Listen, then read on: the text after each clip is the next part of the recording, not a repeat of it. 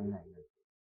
Python பார்த்தீங்கன்னா interpret language. Because பார்த்தீங்கன்னா ஏன் இதை இன்டர்பிரட்டார் சொல்கிறாங்கன்னா, கோடை பார்த்தீங்கன்னா இது லைன் பை லைன் ரீட் பண்ணும், அதனால இதை இன்டர்பிரட்டார்னு சொல்கிறாங்க. செகண்ட் பார்த்தீங்கன்னா இது ஆப்ஜெக்ட் ஓரியன்ட் கான்செப்டை சப்போர்ட் பண்ணும். அண்ட் தேர்டு பார்த்தீங்கன்னா இது ஹை லெவல் ப்ரோக்ராமிங் லாங்குவேஜ்.